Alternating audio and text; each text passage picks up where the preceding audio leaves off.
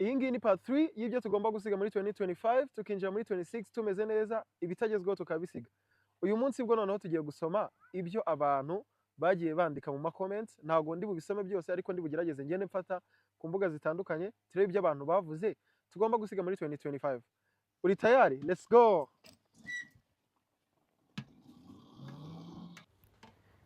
Sorry. Gutwara abakobwa mubatereta mutumazeho abagore. Haha. Nubwo tubeshyeye ntacyo turabireka.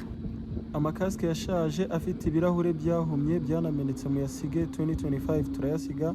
Abamotari kugenda mutwaye umugenzi muvugira kuri phone nabyo mu bisige pe. Ni bibi cyane tubisige kugira ngo twirinde impanuka namwe tubarinde. Abamotari mugenda nabi mu muhanda wagira ngo mwahaza ubuzima. Tugiye kujya twitwara neza kugira ngo twirinde impanuka. Siga ubusore ushaka umugore. Yego nta kibazo uzandangire. Aba babiri nabo bavuze yuko iyo bagiye kwishyura abamotari babacapura telefone bakiruka. Nabyo tubireke. Kujyana n'umuntu mwumvikanye amafaranga mwagera gato kayongera tubireke. Nabonye baraguteye mu mirongo ya bisi. Imirongo ya bisi yo nitutayireka ahubwo izadukoraho. Tugombe tuyireke.